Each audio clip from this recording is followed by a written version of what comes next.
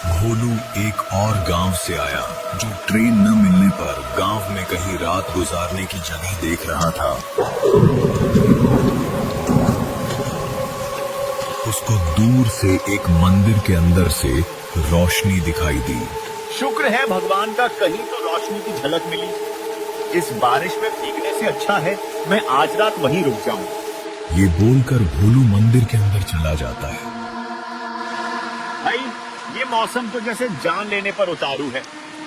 रास्ता तो कब का खो चुका हूँ। सोचा अगर आप लोग इजाजत दें तो आज की रात यहीं रुक जाऊं। सुबह होते ही निकल जाऊंगा, किसी को तकलीफा नहीं दूंगा। सबसे उम्र दराज दुबले पतले राम प्रसाद बोले। उनकी आंखों में वह नमी नहीं थी जो बारिश से आती है, बल्कि वह थकान थी जो बरसों से किसी डर को झेलने से आती है। बेटा, इस गांव में रात गुजारना अपने पैरों से अपनी कब्र खोदने जैसा है। तू पराया है, तुझे नहीं मालूम यहाँ रात कैसे बीतती है। हम तो आदत डाल चुके हैं, दरवाजे बंद करना, लालटेन बुझा देना, अपने बच्चों को खिड़की के पास तक न जाने देना। लेकिन तू तो अजनबी है, और अजनबी अक्सर वही करता है जो नहीं करना चाहिए। भोलू के चेहरे पर हल्की सी मुस्कान आई, जैसे उसे यह बात किसी डरावनी कहानी की शुरुआत लगी हो। बाबा, डर तो तभी लगता है जब मन में यकीन हो कि मौत यही है। पर मौत तो हर जगह है। आप वजह बताइए, आखिर ऐसा क्या है यहाँ जो आपको इस कदर घबराया हुआ रखता है? ये बात मैं तुमको यहाँ नहीं बोल सकता। चलो अंदर चल के बात करते हैं। वो सारे मंदिर के अंदर वाले कमरे में आकर बैठ जाते हैं। चाचा बोलो, अब क्या बात है? मुझे तो आपकी बात सुनने से पहले ही मजेदार लग रही है। गोपी ने ठंडी सांस छोड़ी। उसकी आंखें इधर उधर भटक रही थी, मानो कहीं कोई सुन रहा हो। वजह वही है जिसका नाम लेना भी अशुभ है। आज की रात सावन का वो समय है जब आसमान से पानी बरसता है और जमीन के नीचे से वो बाहर आती है। वो कौन? अगर जानने का शौक है तो सुन, पर याद रख, ये कहानी सुनकर तेरे पास सिर्फ दो रास्ते होंगे। या तो तू आज रात भाग जाएगा या फिर हमेशा के लिए यहीं रह जाएगा। बिजली कड़की, बरसात की तेज होती बूंदों के बीच मंदिर के अंदर एक कहानी शुरू होने वाली थी। कई साल पहले की बात है बेटा। तब ये गांव वैसा नहीं था जैसा आज है। खेत हरे भरे, तालाबों का पानी मीठा और लोग चैन से रहते थे। इसी गांव में एक लड़की थी, बनवाली। उसका चेहरा ऐसा कि जो देख ले उसी में खो जाए। पर सुंदरता के साथ उसका स्वभाव भी ऐसा था कि हर कोई उसे अपनी बेटी, बहन या बीवी बनाना चाहता था। लेकिन इंसान की चाहती हमेशा साफ नहीं होती। गांव का ठाकुर, वो तो पागल हो गया था उसके पीछे। बनवाली ने इनकार किया तो उसने उसका जीना हराम कर दिया। गांव वालों ने भी डर के मारे कुछ न कहा। फिर आया सावन का महीना। उस साल बारिश कुछ ज्यादा ही हुई थी। गांव के चारों ओर पानी ही पानी। और उसी दौरान ठाकुर ने बनवाली को रात में खेतों के रास्ते रोक लिया। कहते हैं वो उसे खींचते हुए उस पुराने कुएं तक ले गया जो गांव के बाहर बरगद के पेड़ों के बीच था। उसे धक्का दिया और बनवाली की चीख इतनी डरावनी थी कि आसमान का पानी भी कुछ पल के लिए रुक गया। तो ये सिर्फ एक हत्या थी, फिर श्राप कैसे बना? गोपी ने धीरे से इधर उधर की तरफ देखता हुआ बोलता है, जैसे हर शब्द के साथ उसे डर लग रहा हो कि कोई सुन रहा है। क्योंकि मरने से पहले बनवाली ने कसम खाई थी। उसने कहा था, जिसने मुझे धोखा दिया उसका वंश खत्म कर दूंगी और हर उस इंसान को साथ ले जाऊंगी जो सावन की इस रात मेरे कुएं के पास आएगा। पहली ही बरसात में ठाकुर का पूरा घर खाली हो गया। लोगों ने देखा बारिश में भीगी उसकी परछाई कुएं के किनारे खड़ी थी। हमने कुआं भरने की कोशिश की, पर रात होते ही जो मिट्टी दिन में डालते वो सुबह तक वापस बाहर पड़ी होती। जैसे कोई भीतर से उसे बाहर फेंक देता हो सकता है ये सब गांव की कहानियां हों, लेकिन मैं मानता हूं कि सच्चाई जाने बिना डर का मतलब नहीं। और मुझे सच्चाई देखनी है अपने आंखों से। सच देखने का शौक जान देकर ही पूरा होता है बेटा। और आज की रात तूने जो चाहा है उसका दाम तुझे चुकाना पड़ेगा। भोलू ने उस कुएं के पास जाने के लिए खड़ा होकर लाठी उठाई। उसकी आंखों में जिज्ञासा और चेहरों पर उसके लिए चिंता का मिश्रण साफ नजर आ रहा था। तू ये गलती मत कर बेटा। बरसात में वो कुआं किसी इंसान की जगह नहीं। रास्ता फिसलन भरा है, अंधेरा गाढ़ा है, और सबसे खतरनाक ये है कि जो तू वहां देखेगा उसे भुला नहीं पाएगा। काका, डर का इलाज डर से भागना नहीं, उससे सामना करना है। अगर बनवाली का किस्सा सच है तो मैं उसकी हकीकत जानना चाहता हूँ। अगर झूठ है तो आप सबको यकीन दिलाऊंगा कि आप बेवजह डरते हैं। बरसाती रात ने उसे तुरंत अपने अंधेरे आगोश में ले लिया। भोलू कुएं की दिशा की ओर जाने लगा।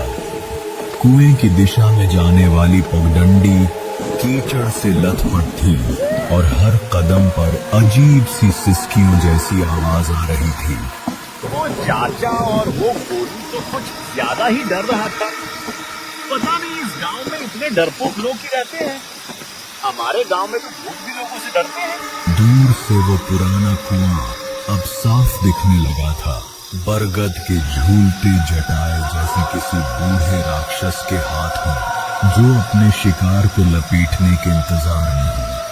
भोलू कुएं के पास पहुंच जाता है। बस एक नजर देखना है क्या वो चाचा की बात सच थी या नहीं। सच्चाई जाननी है, फिर वापस। इतनी दूर से आया है, बिना मिलने के चला जाएगा। तू जो भी है सामने आ। ये नाम तुझे कैसे पता? पीछे मुड़ कर देख भोलू, तुझे देखना था मुझे, अब देख ले। भोलू पीछे मुड़ता है तो उसे एक औरत का साया दिखता है। लाल आंखें, बिखरे बाल, लाल साड़ी में। उसे देखकर भोलू घबरा जाता है। इतना करीब आकर चाहता है भोलू, तेरे जैसे लोग तो सालों बाद मिलते हैं। तेरे अंदर का डर मुझे पुकार रहा है। मैं सच देखने आया हूँ, डरने नहीं। तू कौन है और इस कुएं का राज क्या है? राज, ये कुआं, ये बरगद, ये बरसात सब मेरा हिस्सा है। कभी मैं भी तेरी तरह जिंदा थी, पर इसी गांव वाले ने मुझे इस कुएं में बांध दिया, क्योंकि मैंने वो देखा था जो देखना मना था।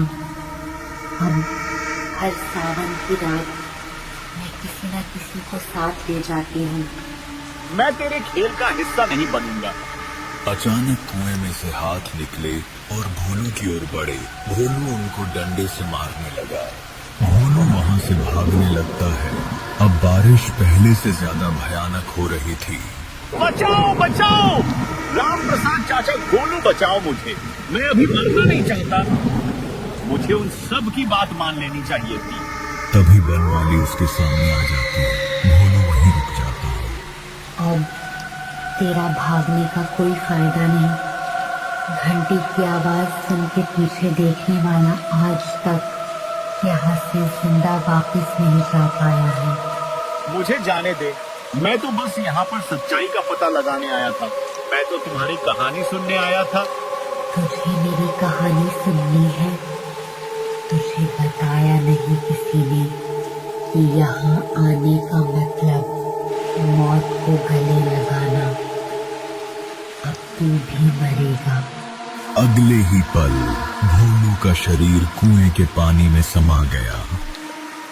गांव का चौक, मिट्टी की सौंधी गंध और रात की ठंड अब भी हवा में थी। मंदिर का बूढ़ा पुजारी और राम प्रसाद बात कर रहे थे।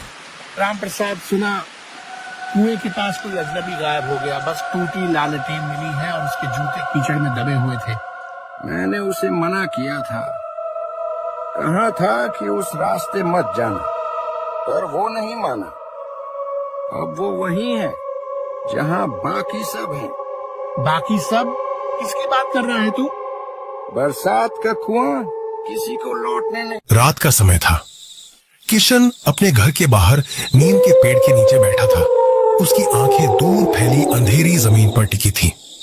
गांव में सन्नाटा छाया हुआ था। किशन के गांव में पिछले कुछ समय से सब कुछ बदल गया था। एक एक करके लोग बीमार पड़ने लगे थे, लेकिन उनकी बीमारी कोई साधारण बीमारी नहीं थी।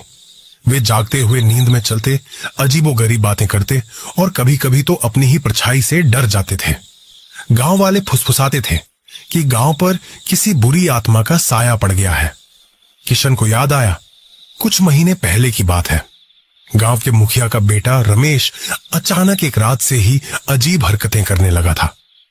पहले तो उसने खाना पीना छोड़ दिया, फिर वह आधी रात को उठकर अकेले ही गांव के बाहर वाले बरगद के पेड़ के पास जाने लगा और उसकी आवाज उसकी अपनी नहीं लगती थी। गांव वाले पहले हंसे, फिर डर गए। रमेश के पिता ने उसे कई बार रोका, समझाया, पर कोई फायदा नहीं हुआ। एक दिन रमेश ने गांव के कुएं में छलांग लगा दी। उसके बाद से ही गांव में यह सिलसिला शुरू हो गया। आज रात भी यही हो रहा था। किशन ने देखा, गांव के आखिरी छोर पर बनी रामू काका की झोपड़ी से हल्की सी रोशनी आ रही थी। रामू काका, जो अपनी हिम्मत और शांत स्वभाव के लिए जाने जाते थे, आजकल रात भर जागते रहते थे। उनके बेटे मोहन पर भी कुछ दिनों से वही असर दिख रहा था। मोहन, जो गांव का सबसे मेहनती और हंसमुख लड़का था, अब चिड़चिड़ा रहने लगा था। उसकी आंखें लाल रहती थीं और वह अक्सर खुद से ही बातें करता रहता था। किशन धीरे से उठा और रामू काका की झोपड़ी की ओर चल पड़ा। रास्ते में उसे हवा में एक अजीब सी गंध महसूस हुई। झोपड़ी के पास पहुंचकर उसने देखा, दरवाजा हल्का सा खुला था।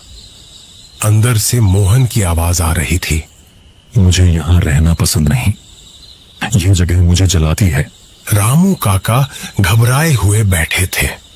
उनके चेहरे पर डर साफ दिख रहा था। मोहन के शरीर में ऐंठन हो रही थी और उसकी आंखें अजीब तरह से ऊपर की ओर चढ़ी हुई थीं। किशन ने धीरे से दरवाजा खोला और अंदर चला गया। रामू काका, क्या हुआ? रामू काका ने सिर उठाया। उनकी आंखों में निराशा और डर था। किशन, ये मोहन नहीं, ये कोई और है जो इसके अंदर आ गया है। मोहन अचानक तेजी से हंसा। तुम क्या जानते हो किशन? यह गांव मेरा है, यह मिट्टी मेरी है। किशन को कुछ समझ नहीं आ रहा था। उसने सुना था कि बुरी आत्माएं लोगों के शरीर में प्रवेश करती है, लेकिन उसने कभी ऐसा होते हुए नहीं देखा था। मोहन का शरीर पूरी तरह से कांप रहा था। कौन हो तुम? मोहन के होंठ हिले, लेकिन आवाज किसी और की थी। मैं यही का था। सैकड़ों साल पहले, जब ये गांव नहीं था, तब मैं यहां रहता था। मेरी जमीन छीन ली गई, मुझे मार दिया गया और मेरी आत्मा यहीं भटकती रही है। यह बात सुनकर किशन के रोंगटे खड़े हो गए।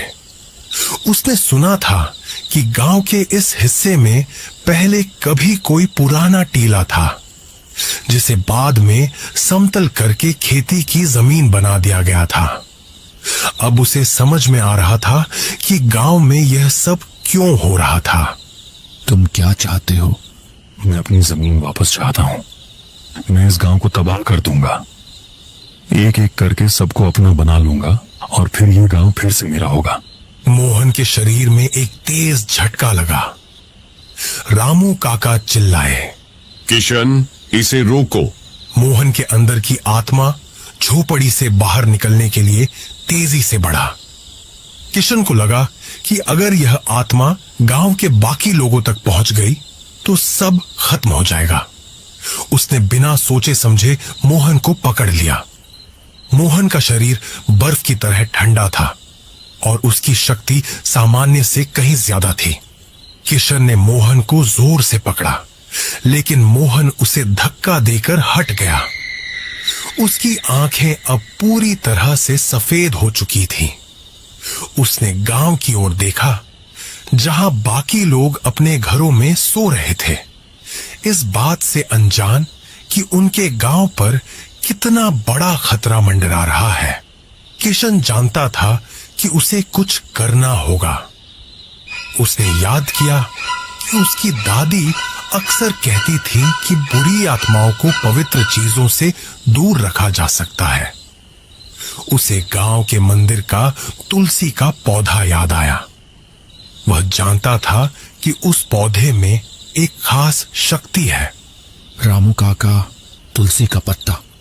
रामू काका, जो अभी तक सदमे में थे, तुरंत समझ गए। वे झोपड़ी के कोने में रखे एक छोटे से डिब्बे की ओर भागे और उसमें से कुछ सूखे तुलसी के पत्ते निकाले। मोहन जोर से हंसा। ये पत्ते मेरा क्या बिगाड़ेंगे? किशन ने एक पत्ता उठाया और मोहन के करीब पहुंचा।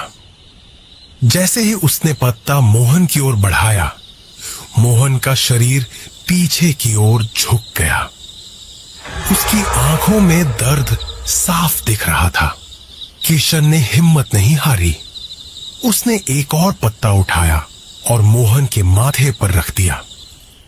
जैसे ही पत्ता मोहन की त्वचा से लगा, मोहन के शरीर में एक तेज कंपन हुआ और वह जमीन पर गिर पड़ा। उसके शरीर से एक काली धुंध निकली और हवा में घुल गई। कुछ देर बाद मोहन की आंखें खुली। वह जमीन पर पड़ा था और किशन और रामू काका उसे देख रहे थे। उसकी आंखें पहले जैसी थीं और वह थोड़ा भ्रमित लग रहा था। रामू काका ने मोहन को गले लगा लिया। उनकी आंखों में आंसू थे। उस रात के बाद गांव में सब कुछ धीरे धीरे सामान्य होने लगा। बीमार लोग ठीक होने लगे और गांव में फिर से खुशियां लौट आईं।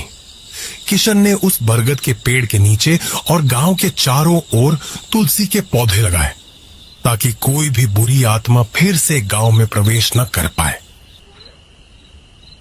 गांव में दिन की गर्मी ढल चुकी थी और शाम की ठंडी हवा मिट्टी की सौंधी खुशबू लेकर आ रही थी।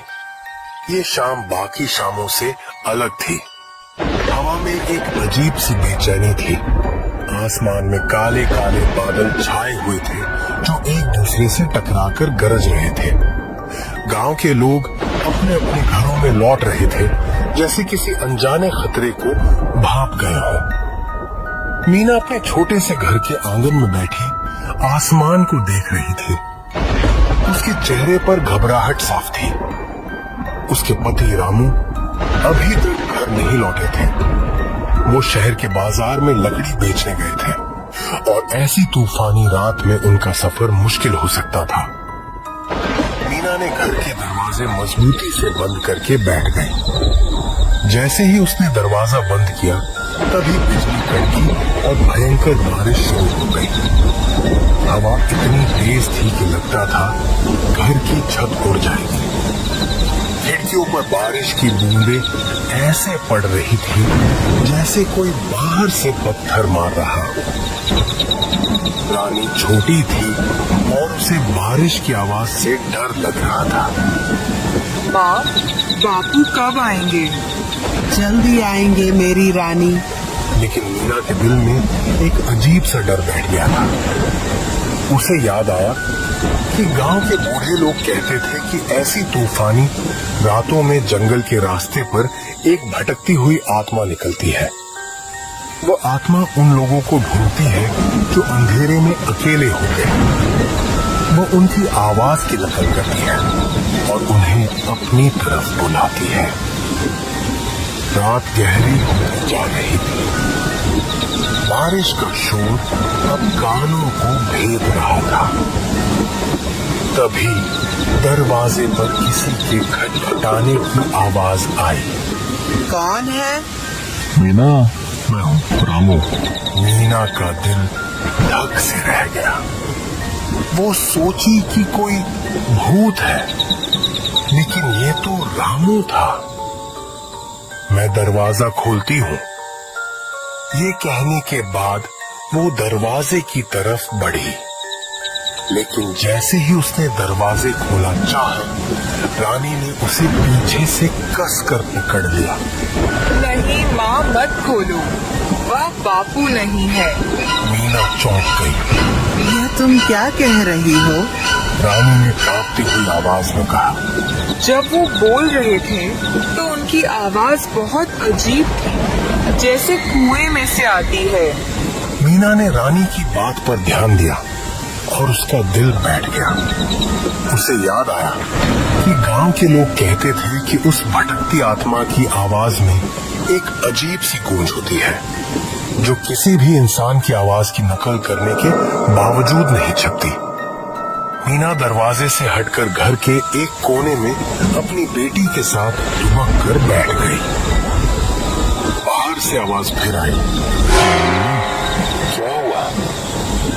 दरवाजा खोलो, बहुत ठंड लग रही है। इस बार आवाज में थोड़ी तेजी थी। मीना ने चुप रहना ही बेहतर समझा। वो जानती थी कि अगर उसने दरवाजा खोला तो वे दोनों कभी जिंदा नहीं बच पाएंगे। बाहर से अब कोई आवाज नहीं आ रही थी। सन्नाटा छा गया था, सिवाय बारिश के शोर के। मीना ने सोचा कि शायद वो आत्मा चली गई है। उसने रानी को देखा, जो अब सो गई थी। उसने भी आंखें बंद कर ली और भगवान से प्रार्थना करने लगी। सुबह जब उसकी आंख खुली तो बारिश थम चुकी थी। सूरज की पहली किरणें घर के अंदर आ रही थी। मीना ने दरवाजा खोला और बाहर देखा। आंगन में कोई नहीं था। दूर से गांव के लोगों की आवाजें आ रही थी। वह अपनी बेटी को जगाकर बाहर निकली। गांव के चौराहे पर लोग एक जगह जमा थे। मीना ने देखा कि रामू वहां खड़ा था। उसके कपड़े गीले थे और चेहरे पर एक अजीब सा भाव था। वह गांव के मुखिया को कुछ बता रहा था। रामू ने मीना को देखा और उसकी तरफ भागा। मीना, तुम ठीक हो? तुम रात में कहाँ थे? रामू ने बताया कि वो शहर से लौट रहा था। तभी तूफान शुरू हो गया। जंगल के पास उसकी बैलगाड़ी का पहिया टूट गया। वो उसे ठीक करने की कोशिश कर रहा था कि तभी उसने दूर से किसी की आवाजें सुनी, जो उसे बुला रही थी। वो आवाज अब बिल्कुल तुम्हारी तरह थी। वो मुझे जंगल के अंदर बुला रही थी। मुझे लगा तुम खतरे में हो, इसलिए मैं उस तरफ जाने लगा। लेकिन तभी गांव के एक बूढ़े आदमी की बात याद आई, जो कहते थे कि ऐसी आवाजों के पीछे कभी नहीं जाना चाहिए।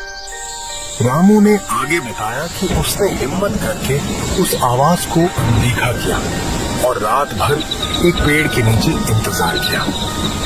सुबह जब बारिश थमी तो वो किसी तरह पैदल गांव पहुंचा। ये सुनकर मीना और रानी ने एक दूसरे को देखा। मीना को रानी पर गर्व हुआ, जिसने अपनी सूझबूझ से उन दोनों की जान बचाई थी। उसने मन ही मन सोचा कि रामू अगर उस आवाज के पीछे चले गए होते तो क्या होता। रामू ने मीना और रानी को गले लगा लिया और वे सब घर वापस लौट गए। ये कहानी गांव में फैल गई और सभी ने रानी की समझदारी की तारीफ की। गांव के लोग उस रात के बारे में बात करते थे, जब एक छोटी सी बच्ची की वजह से एक परिवार की जान बची। मीना और रामू भी इस घटना को कभी नहीं भूले। लेकिन ये कहानी यहीं खत्म नहीं होती। एक हफ्ते बाद जब गांव में सब कुछ सामान्य हो गया था, मीना और रामू अपनी बेटी के साथ गांव के पास के नदी के किनारे बैठे थे। अचानक रानी ने एक सवाल पूछा। माँ, वो आत्मा सिर्फ रात को आती है क्या? हाँ बेटी, सिर्फ रात को। तभी रानी ने एक अजीब सी मुस्कान दी और कहा, और सिर्फ बारिश में? मीना ने रानी की तरफ देखा।